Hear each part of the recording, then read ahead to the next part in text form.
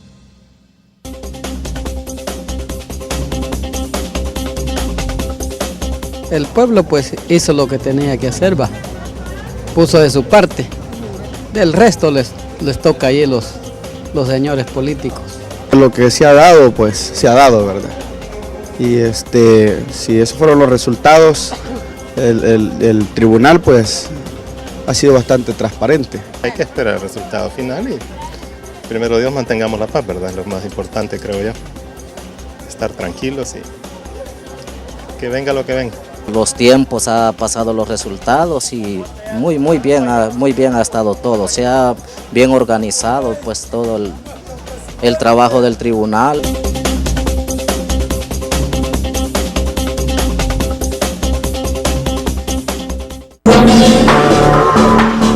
La siguiente sección es por cortesía de la Universidad Francisco Gavidia. Tecnología, innovación y calidad. Bueno, gracias nuevamente por estar con nosotros a esta hora de la mañana. Interesantes los comentarios que nos están haciendo llegar a ustedes a través de las redes sociales. El tema de la gobernabilidad, ¿cómo ustedes visualizan al país, digamos, bajo la asunción de un partido que lleva la delantera en términos de número y que entra a la discusión? Partamos del FMLN como tal, como ganador de estos comicios. A ver, ¿cómo creen ustedes que se van a atender esos puentes de entendimiento, o es que nos va a seguir abrigando, digamos, esta sombra de la duda de que los comicios a lo mejor le fueron quitados al partido Arena? El general insistía en que definitivamente estamos entre la derecha y la izquierda. Electoralmente creo que así se ha diseñado esto. Irresponsablemente, lo dijo él. Ahora, la irresponsabilidad consiste que no es un defecto ser de derecha o ser de izquierda. El asunto es si ser de izquierda es consecuente con la población en el orden económico, educación, ecología. Yo lo he insistido en la campaña. Esos temas no quisieron tocarse, ni de Arena ni del FMLN. No, lo que es irresponsable, ¿verdad, Rafael, es que por ser de izquierda, por ser rojo, tenga que terminar en una tumba y El Salvador tenga que ser una tumba para ti. Pero es que fíjate que por último, si los pandilleros... Eso es irresponsable. Los pandilleros no tienen canciones... A estas alturas ya no debería existir eso. El asunto no es una canción en el fondo, perdóname. Los pandilleros no tienen canción y no le cantan ni un alabado a los 9 que se matan diariamente. Ayer mataron una niña. No, pero estamos hablando de las pandillas. No, espérame. Este es un partido político. No, pues, es que la política es precisamente para tocar los problemas reales de la criminalidad y la violencia, de las pandillas, de la ecología, de la educación. Aquí no se quiere hablar de planificación familiar. Yo sí quiero hablar de planificación familiar. Saben ustedes que en el mundo cada día hay más o menos 340,000 partos diarios. Y en El Salvador hay por lo menos 38 a 40 nacimientos diarios. Multipliquemos, por el amor de Dios. Ya te vas a meter en problemas con quienes... No. Lo que estoy tratando yo sé es... que tú lo estás diciendo por el tema de la sobrepoblación y el efecto social que eso causa. Exactamente. Aquí, izquierda o derecha, eso no es exactamente el punto. El punto es, si Arena se va a reinventar y volver realmente a una filosofía de lo que el pueblo demanda, no para ser de izquierda, sino que para ser integralmente salvadoreño, con planteamientos económicos. Se tiene que hablar de la deuda pública, Ernesto. Se tiene que hablar de la criminalidad y la violencia juvenil. Se tiene que hablar del analfabetismo. Señores, estamos en un país con una situación bastante crítica geopolíticamente, geográficamente. Aquí hay 7 volcanes que están temblando constantemente y unidos hasta... Los volcanes nos unen con toda América Latina. A ver, mira, tú pusiste otro tema que me gustaría analizarlo desde el punto de vista de la gobernabilidad. El tema de si los partidos políticos y la dirigencia van a tener que hacer introspectivamente una reflexión sobre estos resultados. ¿Va Arena a tener que reacomodarse? ¿O está de alguna manera la dirigencia envalentonada por estos resultados y que de alguna manera le van a decir, aún siendo como nos criticaban, nosotros les hemos dado el resultado de esto a los areneros, ¿no? Cuando yo hablé y el resto tiene la palabra, de un modelo de gestión gubernamental puesto en el banquillo de los acusados, en este caso por el presidente Funes como actor protagónico, digamos, aunque interviene en la Asamblea Legislativa y la Fiscalía General de la República, puso casos como Selenel, como Duke Energy, casos emblemáticos que sucedieron en el sector eléctrico. Dejó por fuera, por ahorita, el tema pensiones, el tema de la banca, que fueron los que iniciaron el proceso privatizador. Cuando yo hablé de esto, me refería a un emblema, a una frase emblemática del proceso privatizador, que era soluciones privadas a problemas públicos. Eso se decía. Porque el sector público es ineficiente, se roban el dinero, lo despilfarra, entonces los privados son más eficientes, entonces hay que trasladar los activos del Estado, los bienes del Estado, a que lo manejen los privados. Eso fue lo que se hizo. Y eso es el centro de algo que se llama neoliberalismo. Y no estoy hablando, no es una acusación política de ser neoliberal, es una categoría política, sociológica, neoliberalismo. Eso es. ¿Y qué pasó? Pasó el caso Selenel. Pasó el caso Duke Energy, pasó el caso Nejapa Power, muchísimo dinero perdido, muchísimo, y unas irregularidades con el tema de la banca, de cómo se reprivatizó la banca y de qué pasó con las pensiones, que hay que revisarlo. Esto no es subversivo, esto es de justicia. Entonces, ¿por qué estoy hablando de esto? Si Arena llega al poder sin reinventarse, sin modernizar sus estructuras, sin democratizarse internamente, y continúa creyendo que hay que darle soluciones privadas a los problemas públicos, entonces el pequeño grupo de empresarios poderosos al que llamamos G20, digo porque así se le llama en los medios y en todas partes, son los únicos que se favorecen de esas políticas, porque fueron los únicos que se favorecieron de ese tipo de políticas. Decían que iba a rebalsar el dinero, nunca rebalsó, sencillamente porque el dinero se reinvierte arriba, no cae. Las empresas no fue que llegaron a un límite de capacidad de obtención, sino que se expandieron, crecieron. Crear un modelo que es la gran deuda de los acuerdos de paz, por el amor de Dios. No se puede gobernar, pero ese modelo no puede ser creado a menos que los mismos políticos, los líderes políticos, por supuesto, comiencen a respetarse entre ellos mismos y a respetar también. Y no hay gobernabilidad posible, a eso me refería. Que en la Asamblea Legislativa ya se discuta en serio estas temáticas, no están cambiando de partidos políticos. Si no tienes el tema de la inclusión, no hay posibilidad de gobernabilidad. ¿Y qué está pasando en América Latina? La mayoría de países son gobernados por la izquierda en América Latina ahorita.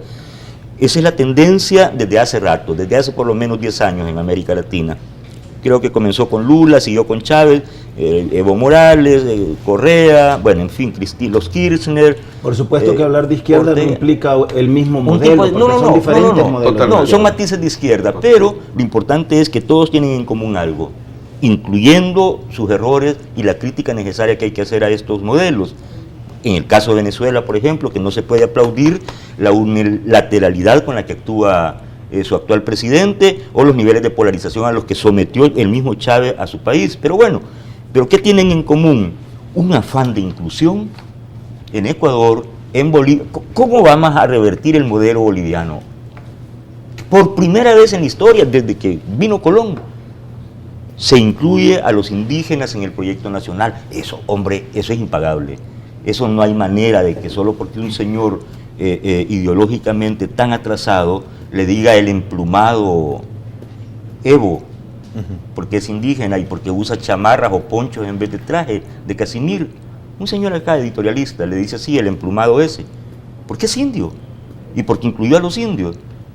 Ahí no vuelve la derecha a gobernar, Ernesto, nunca vuelve a gobernar la derecha. Quien no incluya, no gobierna, y no hay gobernabilidad sin inclusión. Su lectura sobre este tema, ¿qué cree? ¿Hay una recomposición interna de los partidos a partir de este resultado? Tanto en el uno como en el otro. Yo creo que la gobernabilidad del país, que es algo indispensable para el futuro, es una situación que los partidos políticos, de acuerdo al resultado que se ha producido en las elecciones, están obligados a entenderse. No pueden gobernar ya de espaldas a las otras ideologías, a los otros sectores nacionales. Hay que hacer un acuerdo nacional, pero un acuerdo nacional que sea supervisado, que dé resultados, que produzca beneficios para la población, que nos dé bienestar, sobre todo a los sectores más desfavorecidos. Hay que armonizar con los diferentes sectores. El próximo presidente no puede seguirse peleando con los empresarios. No puede realmente fomentar esa división que genera, además de desconcierto, genera desempleo y desconfianza para futuras inversiones. ¿Cuál debe ser la posición de los empresarios versus el gobierno? No, la posición de no los seguirse empresarios peleando con los presidentes. La posición de los empresarios. ¿Peleando? No, es que aquí para el pleito necesitan dos. ¿Sí? Para un baile se necesita quiero todo, para un terminar. pleito también. Ahora necesariamente ahora bailan en grupo. Veamos, general. Quiero terminar, mire. Ahora ya no hablan de pareja. Quiero terminar. Veamos, general. Por supuesto, cuando hablo de que el presidente No es no debe combatir a los empresarios, tiene que ser un intercambio, sinergia, ¿no? una sinergia. Debe ser mutuo el respeto. Exactamente. Se tiene que gobernar en base a objetivos nacionales. El país tiene que ser primero, después los sectores y después los políticos. Es decir, buscando más el beneficio de la población, sobre todo a aquellos sectores que tienen más necesidad. Entonces eso cualquiera de nosotros lo entiende. Lo que pasa es que no es fácil llevarlo a la práctica, sobre todo cuando hay un enfrentamiento tan radical como el que nosotros tenemos acá. De tal manera que si el próximo presidente sigue confrontando, el país cada vez va a ser más retrasado y más pobre. Una precisión. Mira, nunca había habido un presidente en El Salvador, y yo he sido muy crítico de Mauricio Funes, por eso no parezca nada raro lo que voy a decir. Nunca ha habido un presidente en El Salvador con tan poco poder como Mauricio Funes. Cualquier funcionario se las canta claras, el fiscal a cada rato lo enfrenta. La sala de la Constitucional le traba las carretas, como él dice. El expresidente Flores estaría en desacuerdo con esa apreciación, igual que el diputado Roberto Dawson y Ana Vilma. El presidente Funes no tiene poder. El poder que llegó a tener Tony Saca, por ejemplo, no lo tiene. Bueno, el fiscal se le para enfrente y le dice cualquier cosa, Pandialandia o cualquier cosa. La sala de lo constitucional le dice cualquier cosa. El presidente no puede decir hágase. Solo hoy con los diputados cuando le llegaron a preguntar, ajá, este es un show político. No, yo bromeando estaba. Bueno, eso fue el fiscal. En todo caso, ningún presidente de El Salvador había sido tan vilipendiado. A este presidente se le ha dicho loco, drogadicto, mujeriego.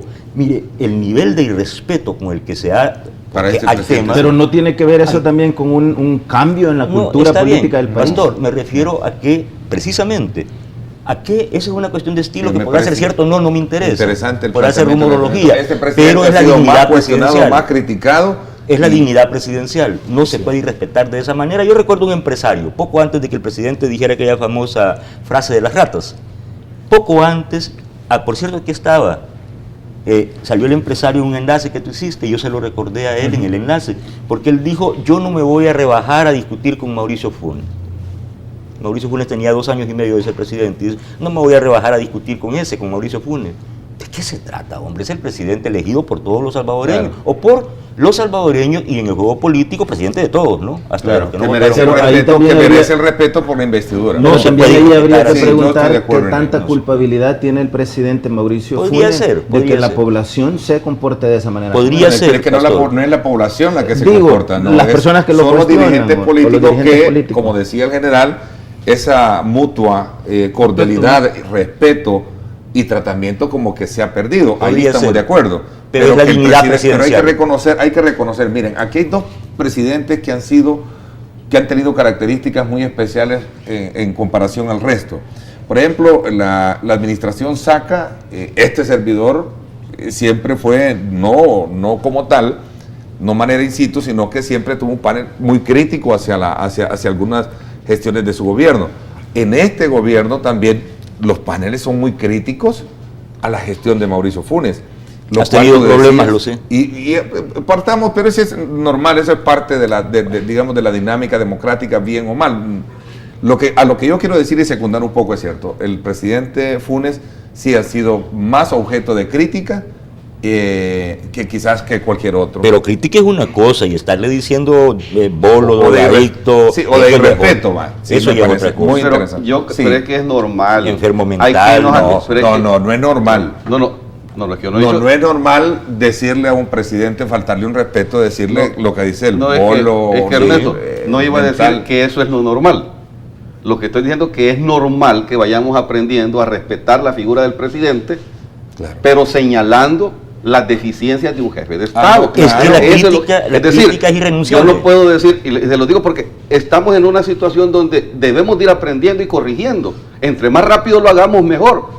El país necesita un presidente que no sea prepotente, es decir, que no se sobrepase de sus límites constitucionales, pero desde el presidente hasta todo el gabinete de gobierno. La crítica es irrenunciable, Rafael. Sinceramente, lo que no es válido es el insulto. Ya no digamos a cualquier persona. Lo que no es válido es el insulto. Yo estoy de acuerdo. Lo que no es válido es el insulto. Lo que sucede también es la forma de expresión. Yo creo que A mí me muchos ofende. dirigentes han insultado al presidente. Pero no muchos solo, políticos no lo han solo al insultado y le han presidente. corregido. Yo, por ejemplo, como ciudadano salvadoreño, a mí me ofende, por ejemplo, la cantidad de apodos que se le da a los candidatos presidenciales. pero ese de es todos los parte de en las redes sociales. Pero ese es parte del humor urbano. Eso es normal. Pero es en la misma dirección, Aquí es hay decir, va presidentes en la misma dirección. Pastor, Esa es la falta de respeto. han sido campeones.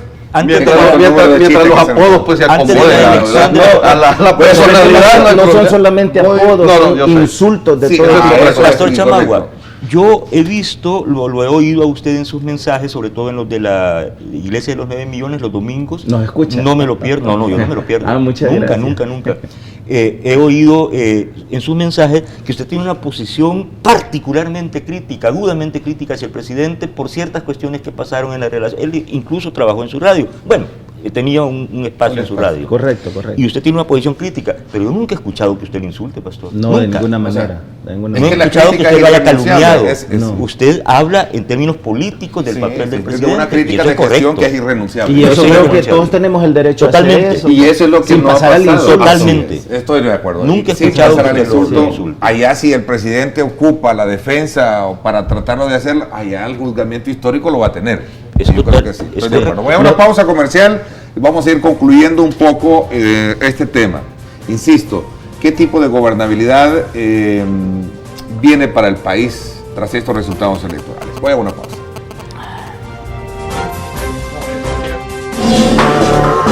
Esta sección fue presentada por cortesía de Universidad Francisco Gavidia.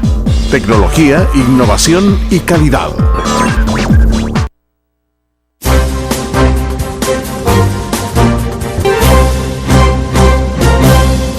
Bueno, gracias por estar con nosotros. Somos Cadena Megavisión, canales 15, 19, 21. Con usted participe, nos interesa la opinión. ¿Qué tipo de gobernabilidad nos espera después de, digamos, de estar en este momento tenso en la que realmente algunos periódicos, y tenía por acá un titular que me parece, no sé qué tan prudente es manejarlo, que ahora lo que se está poniendo en tela de juicio con este escrutinio es que puede haber un cambio en cuanto a la tendencia de votos. Sí. La tendencia actualmente es que el FMLN va arriba, ¿no? Actualmente, preliminarmente. 6.634 votos. Pero si se somete al escrutinio... Hay 4.000 votos impugnados que hay que verlos, sí. Y hay no sé cuántas actas. Y los 4.000 no corresponden todos no son todos a favor Todo de Arena. a favor de Arena. Eso no es así. Entonces, no sé qué tan prudente es estar diciendo de que ahora se pone en tela de juicio lo que puede ser irreversible o lo que ya está... Pero cualquiera que sea el resultado lo va a dar el Tribunal Supremo Electoral luego del escrutinio final. No puede el Partido Arena, ni Norman Quijano, ni el general Corado, ni Giovanni Galeas, ni el pastor Chamagua estar diciendo quién ganó.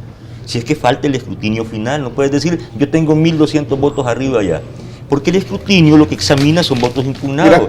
Y decide si ese voto va, en efecto se anula o se da a favor de Giovanni eso. Y el resto, te voy a hacer una pregunta que me gustaría que cerráramos con eso y quizás a lo mejor voy a provocar una segunda parte con este panel. Mira, será una oportunidad también para el FMLN, si gana la presidencia, poder demostrar, para quitarse esos temas de que ahora con la llegada de un hueso duro a la presidencia, ese mito de que va a ser una Cuba, que va a ser una Venezuela, será una gran oportunidad también, digamos, si en este caso le recae, y someto a consideración. Sí, yo tengo algo que decir al respecto porque he sido, repito, muy crítico del FMLN cuando le agarran sus etapas de radicalismo delirante, incluyendo esa frase de que Venezuela que es una frase retórica además. O que Cuba va a ser acá, sí, una belleza. Será una oportunidad para, si gana la presidencia, la retórica para demostrar... política le salía bien a Fidel Castro, que es un orador de primer orden, o a Hugo Chávez. Don Salvador Sánchez Serén no es precisamente su virtud máxima. Entonces decirlo del faro que alumbra el camino es un poco una imagen manida. Y emotiva. Desafortunada. Gracias, de momento. Bueno, pero el FMLN lo que ha dado muestras el día 9 en la noche, el día hoy de ayer de la conferencia de prensa y durante toda la campaña ha sido una voluntad primero de moverse al centro, de moderarse, de hablar con otros. Lo ha dicho Salvador Sánchez Serén, no podemos ni debemos gobernar solo. Y usted tiene razón, pastor, cuando a cada rato dice no vamos a dar un cheque en blanco por muy FMLN que sea y mucha simpatía que tengamos, ¿no? Si yo vengo de la izquierda, a mí me formó la izquierda. A mí más que el bachillerato y más que mi familia me formó la izquierda. Me formaron en un partido que se llamaba PRS, RP, porque entré muy jovencito. Y entonces yo conozco, tengo reflejos de eso, pues. Entonces yo creo que en efecto el FMLN tiene una voluntad de moderarse porque tiene voluntad de poder. Y porque si no se modera, no es elegible y no gana el poder. 30 segundos, general, para una reflexión sobre ese tema, ¿no? Sí, yo creo que la gobernabilidad es imprescindible, es indispensable para el futuro, pero va a depender de la actitud con que finalmente el partido ganador tienda puentes hacia la sociedad y hacia los demás sectores políticos y económicos del país. No podemos seguir solos, es indispensable un acuerdo para que haya gobernabilidad. Es correcto. Rafael. Definitivamente es necesario que si el FMLN asuma la presidencia de la República, por favor atienda al pueblo. Alejarse del pueblo, el mismo pueblo, ¿verdad?, juzga antes de un proceso electoral. Es decir, es una profunda llamada de atención a quien gane la presidencia de la República. Si Rafael Mengíbar le sirve de supervisor escolar, estoy a sus órdenes, porque Portillo Cuadra me quería ser viceministro de Educación, pero no ha cuadrado nada. Entonces, lo que estoy planteando es, o nos unimos en la diferencia, en la diversidad de criterios, o este país es inviable. Eso ya está claro, demostrado en los libros, en las discusiones, en los análisis y sobre todo en la gran vocación popular por la democracia de un pueblo que ha sufrido demasiado. El reconocimiento a los aportes y el análisis que cada uno ha expresado esta mañana. JP les envía muchos saludos. @jp.cabrera dice: qué programazo el de este día. Felicidades a todos ustedes. Muchas gracias. Muchas gracias. Bueno, Pastor. Primero quiero decir que he disfrutado de este espacio. Muchísimas gracias, Ernesto, por la invitación. He disfrutado la compañía de los hermanos panelistas. Muchas gracias. Quiero decir que absolutamente hay muchas verdades que han quedado planteadas en este ejercicio electoral. Muchas verdades que están por descubrirse y que están por entenderse. Una de esas es que ninguno de los partidos políticos tiene la verdad absoluta. Considero que entre el FMLN y entre Arena, quien ha demostrado en este proceso por los últimos años la voluntad de inclusión es el FMLN. Creo que el profesor Salvador Sánchez Serén y el licenciado Oscar Ortiz han estado hablando muchísimo de esto. Yo soy uno de los hombres que cree mucho en la esperanza. Yo considero que no deberíamos de tenerle miedo ni a Arena ni al FMLN. Que éxitos para los dos, que lo defina el juez, que lo define el tribunal, que la población esté consciente de que se están haciendo lo mejor que se puede hacer bajo las circunstancias y por encima de todo, que los líderes políticos, quienes sean que nos van a gobernar durante los próximos 5 años, presten la atención donde se debe, que es en la población y a los problemas sociales. Dos grandes problemas de este país: el tema de la seguridad y el tema del crecimiento económico que derive en la generación de nuevas inversiones y por consecuencia nuevas oportunidades de empleo. Eso es lo que necesitamos, definitivamente. Gracias, general, gracias, Pastor, gracias a Rafael. También gracias a ti, Giovanni. Gracias. A nombre de todo nuestro público televidente, muchísimas gracias. Siga participando a través de las redes sociales. 8 de la mañana en punto. Gracias. Pásenla bien y como siempre recuerden lo más importante: amar a Dios.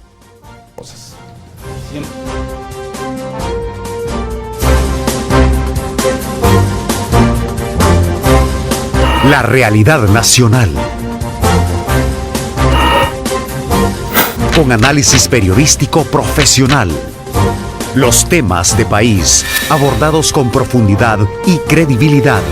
Esto y más es su programa de opinión, Diálogo con Ernesto López.